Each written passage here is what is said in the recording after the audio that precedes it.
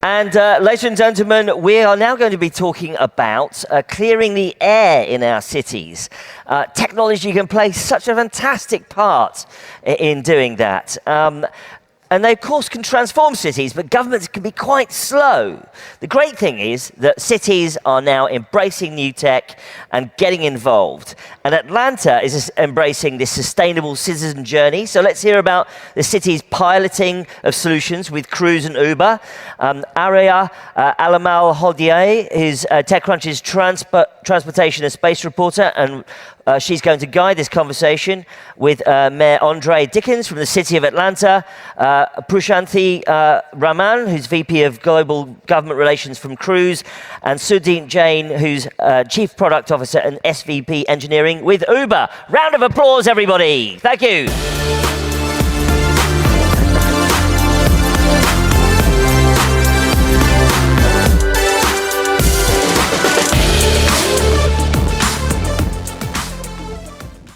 Great. Well, thank you to my three panelists for being here. Thank you to the audience as well for being here today.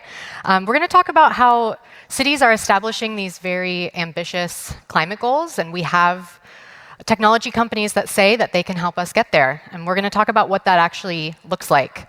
Mayor Dickens, this first question is for you. I know a couple of years ago, Atlanta tried to do something very ambitious with electric scooters. But it was a bit bumpy to start. I know people were driving them on highways. I think, unfortunately, a few people died after being hit by motor vehicles. And Atlanta had to really rethink how it would roll out the scooters in its city. So can you talk to me a little bit about that? And what do your constituents think about when new technologies come to Atlanta? Are they a little nervous, or how do they feel? Yeah, absolutely. Being a mayor of a city, and previously I was a city council member when the scooters started being introduced across the nation as a light, piece of infrastructure. And so the challenge was how to embrace this new disruptive tool to get people around at low cost, and one that was low emissions and didn't have a large carbon footprint. And this was something that was embraced by people that wanted to move forward, but individuals that were just, people that were driving in cars were like, get these folks out of the way. These scooters are, all over the place, and it was scooter litter, as, folks would just ride their scooter and lay it down anywhere. And so what we had to do was come up with some standards and to really start having a community-based dialogue with the scooter providers, as we are suggesting now, as people go forward, as companies look for new innovative solutions, to always look for starting those conversations with the city and with the community in mind first. And so once you start with that, then you can end with better results. We had individuals riding these scooters on interstates. Yeah. And the scooters would go a maximum of 10, 12 miles an hour, and you're on an interstate that people can go 60, 70, or even 80 miles an hour. And so it was a challenge, and then we have a need to make sure that this is equitable. Part of it was to make sure that people that are in all areas in the city of Atlanta could have access to it, and not just in our central business district downtown, but folks that really needed it because they did not have cars, and rapid transit just didn't reach their areas as swiftly.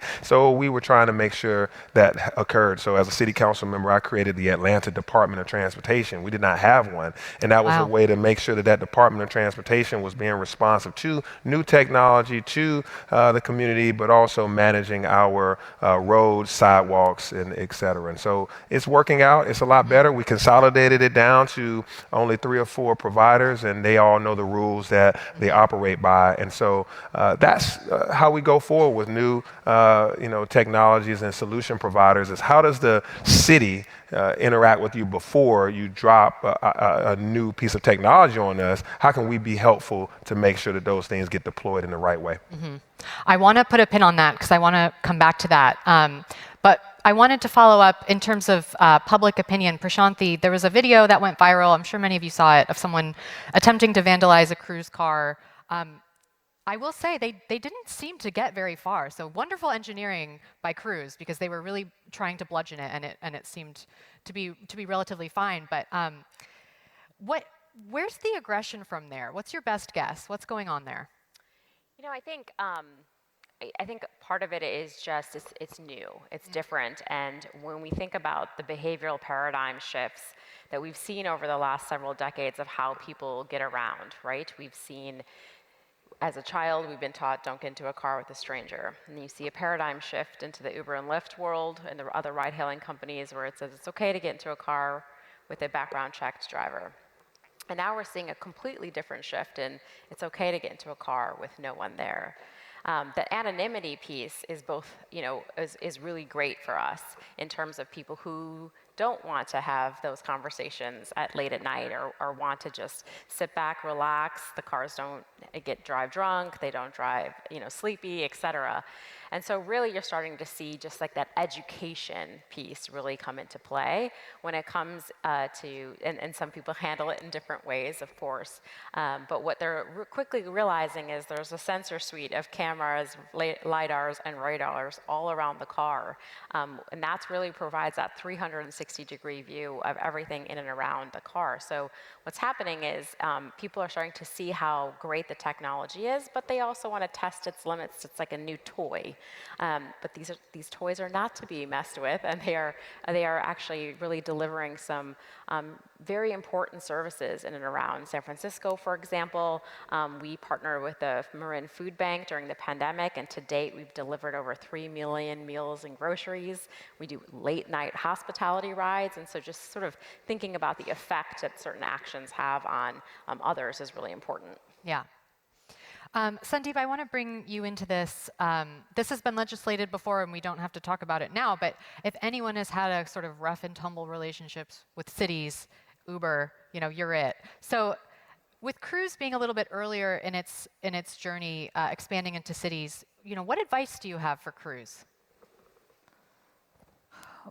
First, thank you for having Uber on the panel. Yeah. I think as new technologies emerge, Cruise and many of them are emerging, we think there's an opportunity, both government and private sector and various technology companies to partner together. The ecosystem is very large and complicated, whether it's autonomous, whether it's shared, whether it's electric, whether it's non-cars altogether. There's a lot of moving pieces across the board. And today, government is our partner, period.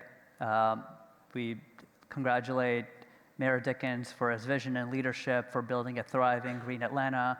We would congratulate Cruise and all the other autonomous vehicle providers for bringing new technologies to bear. Over time, I anticipate that various vehicle types, whether they're autonomous or electric or shared or scooters, will end up being on a network that enables a company like Uber to surface the right product at the right time to the user, such that if they wanted to, they can live a low-emission lifestyle. And sometimes it requires taking a train across the city, sometimes it requires a bike, sometimes it requires an electric autonomous car, sometimes it requires shared rides, sometimes it requires an Uber car. And so we see all of those working together in harmony to enable users to have a low-emission lifestyle. And no one can really do this alone. It'll require partnerships between technology companies and between private sector and public sector. Mm-hmm. Yeah, I want to just piggyback off that. It's really a public-private partnership that you are seeking as a innovative technology company, disruptive, new innovation.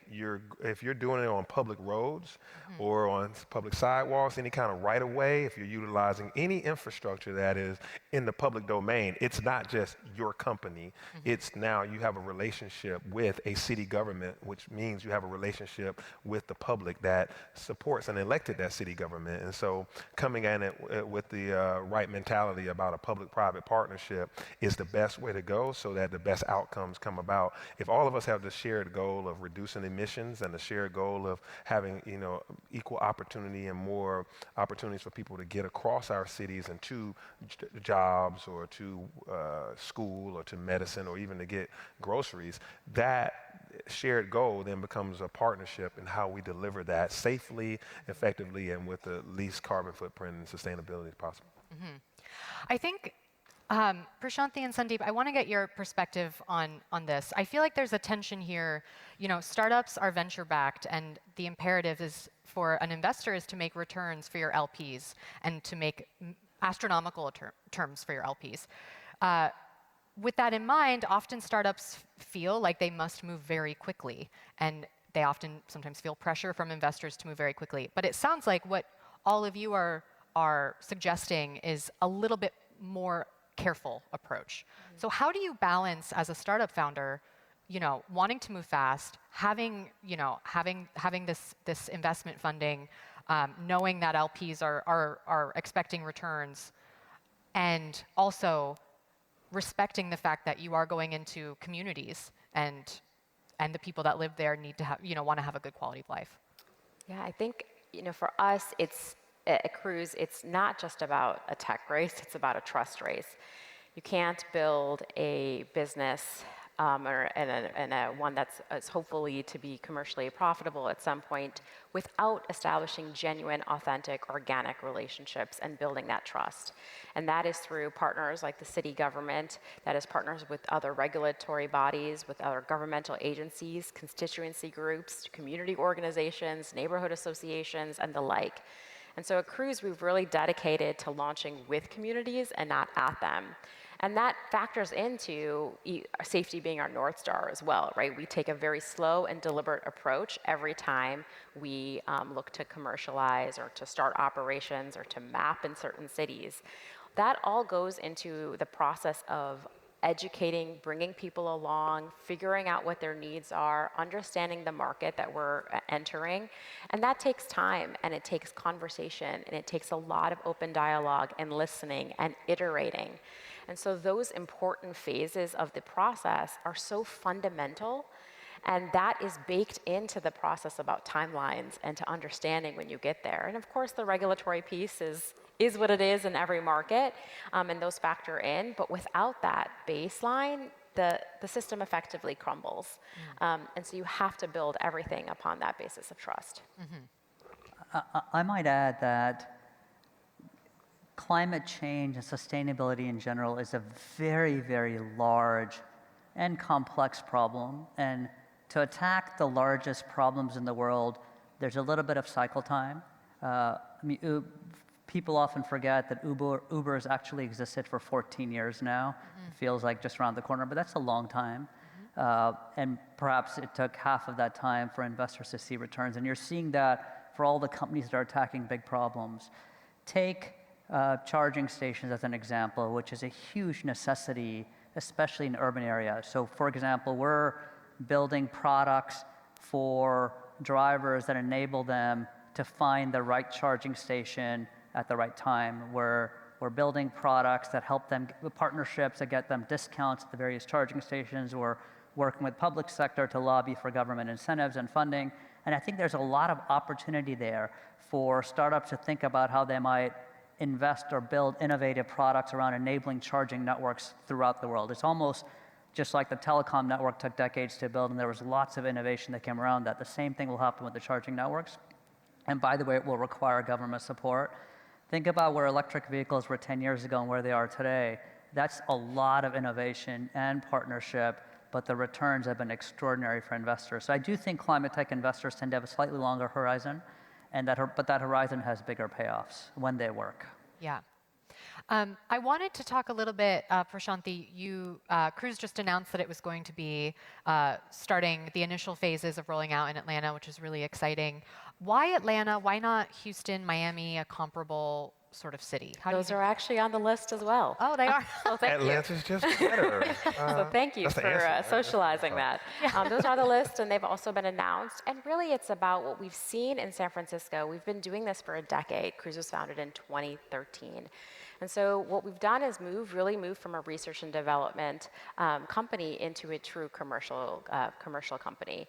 And what we've seen in San Francisco is the ability to take one of the hardest totally dynamic driving conditions and road areas, and the opportunity to see that scale in different markets. So when we went to Austin, for example, we were able to go from start to finish in 90 days in terms of starting the infrastructure, building the facilities, understanding the mapping and the sequences that go into sort of launch, and then be able to actually start operations. 90 days, vastly different than 10 years.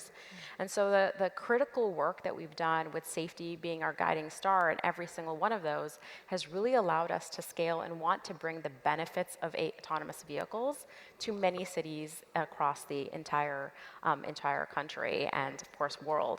So that's something that we've been really hyper cognizant about. We're really excited about. We also are thinking of how we can develop that for further opportunity. We have a new vehicle called the Origin that we may be talking about. I'm sorry if I'm preceding you. But it's a purpose first of its kind, purpose-built vehicle, subway-style doors, campfire seating, no driver console. And that is really to make the experience about being on the road about the passenger and not about the driver, and changing the way we get around in and around itself. And it was just last week, to the point of like, how do you sort of innovate your products, we've been able to unveil the first of its kind wheelchair accessible variant of that Origin. It's a community that we're talking about when we build trust. We're talking about active listening. It's a community that we've heard for years say that they have not had transportation alternatives. And so we heard that, and we actually have someone who is a user, who is a quadriplegic herself from a car accident, helping run that product and engineering and giving user qualitative studies to that. And we actually just unveiled the alpha version last week. And so we're really excited to be able to bring things like this to various local governments who have also said that that's an area that they want to partner on. I almost wonder if the fact that the Oracle just looks in the interior less like a conventional car will help with public acceptance, because you aren't thinking, there's a driver's seat, there's no one in it, this is spooky. But there is no driver's seat. There's nothing to kind of feel spooky about. I wonder if that will help. You know, it's so funny that you say that. I take a lot of first-time riders. I'm sorry I missed your first ride today. But we take a lot of first-time riders in, and the first 30 seconds is this sort of awe, and they went around a double-parked vehicle. Oh, it stopped for the pedestrian. Oh, that pedestrian came out of nowhere, and it was able to, to acknowledge it and stop accordingly. And then literally 2 minutes into it, people are bored and they're back on their phones, or they're talking to the individual. And so I imagine the Origin will have this more, like this bigger feeling, and they'll be able to concentrate on things that they maybe intake the road, what's happening in and around your environment more, maybe have that conversation, maybe turn on an episode, and have a little bit more of an opportunity to kind of be with yourself. Yeah, today I took my first cruise Yeah, ride. how'd it go? Yeah, it went great. It's literally just like you said. My senior technology advisor and myself, Donnie, we hopped in one, and we were riding after the first 2 minutes of like, what is this and how's it going? And I saw it stop for a pedestrian. I saw all the interactions, the bells and whistles, and then by then I was looking like, where's the radio? And I started turning on the music, and we did what you normally do. We started talking, and then Right. So I think as it gets out in Atlanta, individuals will get comfortable with it. But the first, it's always an interesting first approach to it. But once it becomes normal, people get into it. That kind of gets to my next question, which is, what you're describing reminds me of my experience taking the trains when I lived abroad. And yeah, you took a train, you could listen to music, you could read, you could talk to your companion. So why is Atlanta, how do you balance leaning into new technologies that are cars versus something like a public transit, less sexy perhaps, but reliable models for collectivizing transportation? Absolutely. I think it's a both and. It's not a either or. We have to invest in public transit. We have to get more people in buses and rail and light rail and heavy rail. We want to grow our rapid transit. We want to grow our MARTA. And so we're doing that, and we want to do more of that. But we also know that these things are very real and necessary as well, whether it's ride shares, taxis, or autonomous vehicles. I think that we want to get more people out of single person in a motorized vehicle that is, producing emissions. So Atlanta's goal is a 40% reduction in emissions by 2030. We're on our way. We have more and more electric vehicles, including me. I have, as the executive vehicle of the city of Atlanta, I ride around. My team drives me in a a Rivian, and so it's produced in Georgia, and so I get, as a as an elected official, I'm riding around in an electric vehicle, reducing my own emissions as I go all across the city of Atlanta, and so that's we're building out our electric vehicle charging stations across Atlanta. We got a great partnership with Hertz and Uber, where we are really deploying. Hertz is changing out their fleet to all electric and rolling that out, and so also electric vehicles and the education and workforce development around electric vehicle repairs, as well as electric vehicle charging station repairs and installation. So it's a green jobs opportunity there. So I think, mayors across America and leaders are looking for ways to do both, how to grow in all of those segments, because we do need these electric and autonomous vehicles, but we don't just think that traffic could just also become more just electric and autonomous vehicles stuck in traffic if you don't continue to invest in ways to move massive amounts of people at the same time. So I think it's a both and. It's loud and clear at the federal government level. When I talk to Secretary Pete Buttigieg, he's on board with how do you get more infrastructure dollars out to communities and to help with electrification across America. That is something that this federal administration is really keen on, and I think future generations of governments are going to understand that technology and transportation, they go hand in hand, because we got to move people around.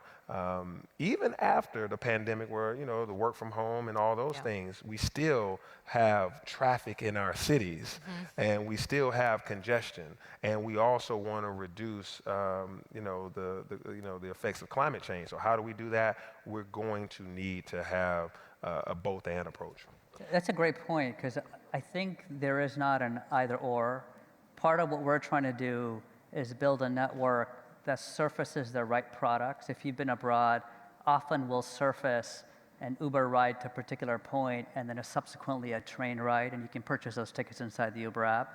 And so there are going to be times where you need a biking infrastructure, times where you need a train infrastructure, times where you need autonomous vehicles, times where you need just drivered ride-sharing vehicles. And so we can enable a low-emission lifestyle if we give the right product, the right time to the right user. And I think we're trying to build that, and so it requires an investment in all of the various services. It's a really tricky problem, though, because it feels almost deeper than the alternatives, like the public transit. I live in Austin, Texas, and there is a metro rail, but it's not super great. But it almost feels like even if they made it excellent, people would still want to drive their cars, because Americans love cars. I love my car. It's got my son's car seat in the back. I don't have to fuss around with his stroller, blah blah blah, whatever. I've got my 2-day-old coffee in the So Mayor, how do you think about that? Because it feels almost deeper than just let's make trains super great. Yeah, I mean, very good question. There's as a mayor, as a public servant, you have to manage competing interests. It's usually the largest part of my job is how to manage competing interests. Somebody wants a stop sign, everybody wants a traffic light. People want folks to slow down, so they want a speed hump or speed, something. But the fire department says, now I can't get to you faster enough to save your life because now I got all these speed humps. It's literally how to manage all these competing interests. And so at the same time, we want people to embrace, public transit, and I see in San Francisco, people are using it. I was just in Montreal recently, people use it, but in some cities, people are resistant to it. That's why you want more housing that's densified, building people in closer proximity so they can walk, or so that they can bike, or so that they can get to their jobs in a quicker fashion. But you can't just do that at the snap of the finger. So how do you manage the growing pains?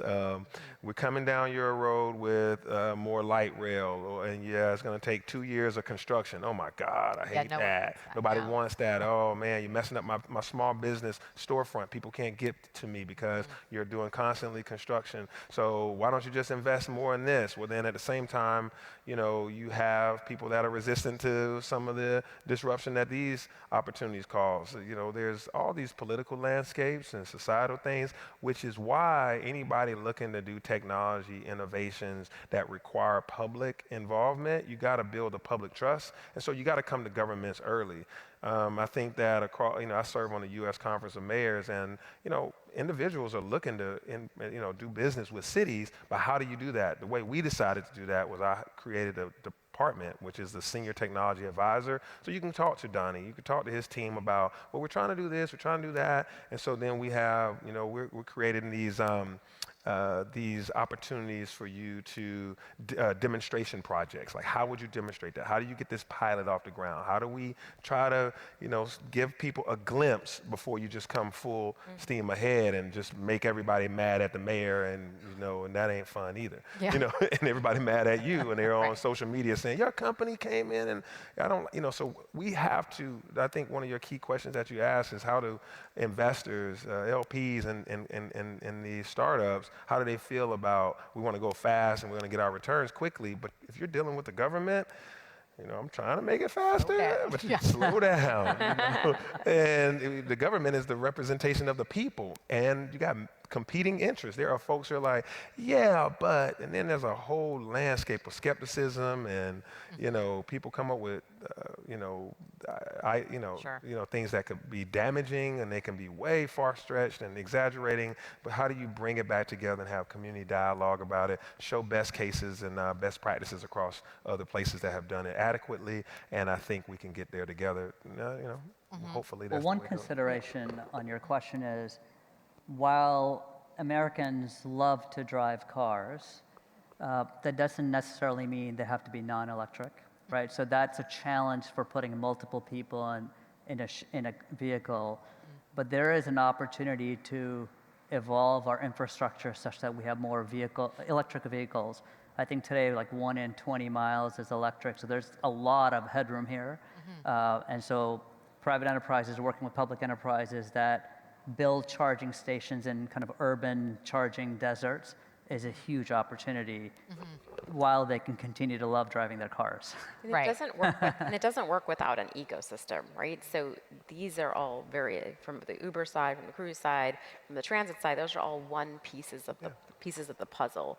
We're all trying to move people in a more efficient manner. And so Cruise, we're all electric to the start because our vision is the future of transportation. It is also something that we are hyper-focused on from a sustainable aspect, not only from an all-electric start. I shared the food and groceries meal program. We've saved over 85 metric tons of carbon, CO2, doing those. We also think about innovative programs when we think farm to fleet.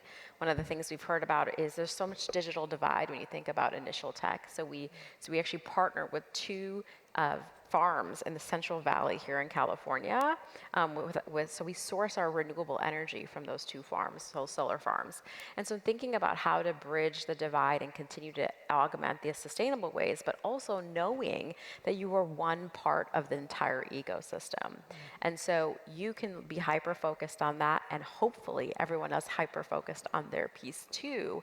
And then we all get together and are able to collaborate and see where the gaps are and where the various ways that innovation or that technology or that product can then improve the lives of everyone. And I think that is something that we often talk about, well, how does that affect that effect? And it's really about this collaborative spirit that is the only way we get to build and create and innovate.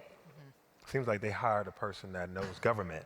You got to have good government affairs people, because corporations are looking for the bottom line financially, but mayors are looking for that triple net bottom line. Yes, economic development, but also safety and accessibility and equity, and then of course sustainability. So we're looking at how to make sure that people are getting to their groceries, getting to their jobs, getting to school. How do you make sure that I can communicate this to the public as a community benefit, not just a profit center or not just a way to get folks that are investing rich. And so that is, when you start with that lens, you understand that there's a bottom line that's beyond dollars and cents. It's about people.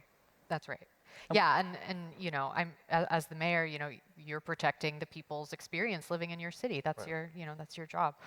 So we're just coming up almost on the end. So just one final question. Given that there are likely many founders in the audience, this one is just for Prashanthi and Sundeep. Where are the opportunities right now? Like, what itches do you guys need scratched? Prashanthi, you talked about how this is an ecosystem and how we've talked, you know, plenty on stage about how there's a lot of puzzle pieces that are going to need to all fit in. So what are the opportunities that you guys see that you would like to see startups working on? One, Good. we should recognize that consumer demand is shifting. So specifically, inside Uber, we offer multiple green products. So we offer an opportunity for a rider to choose Uber Green.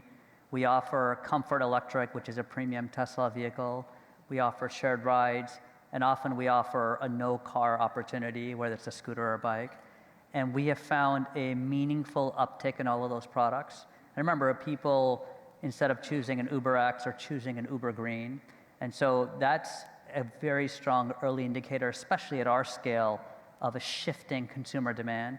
And whenever consumer demand shifts, that creates innovation and entrepreneurial opportunities. They are the ones that are paying for certain services. And so I would follow a little bit where the consumer demand is shifting and think about innovation and products around those areas.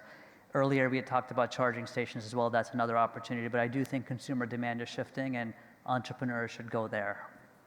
So I'll piggyback a little bit. I know we're at time, but the infrastructure piece is so critical for really thinking about sustainable efforts and electrification. We have to think about the grid. We have to think about electric charging, distribution of those, because the last thing you want is more deadheading mile to a certain area in the city, because that's where the electric charging stations are. Thinking about the zoning requirements in and around what those facilities can do. So that's really important as we think about future of technology, et cetera. And then I have a hyper granular recommendation for those who are really aching to get into the startup world, is that we are building this wheelchair accessible vehicle, and one of the things that I've known is there's no universal anchor system. Really? So that there's a bunch of different wheelchairs out there, but there's no universal anchoring system. And so we have had to sort of adapt the technology accordingly. So to those who are ready to really create and innovate, I have a very good opportunity for you. But I think for that I think the last piece I'll just say is the public-private partnerships are ripe. There's so many benefits that autonomous vehicles can bring to cities. The goal is to drive down those deaths that we're seeing, 40,000 deaths on the road of America every year. And so when you have technology that can do the late night rides, that can do the not distracted drives, the helping to remove the DUIs on the road, these are just partnerships that I think we have an opportunity to go into communities and help build, and we can't wait to do it. Perfect.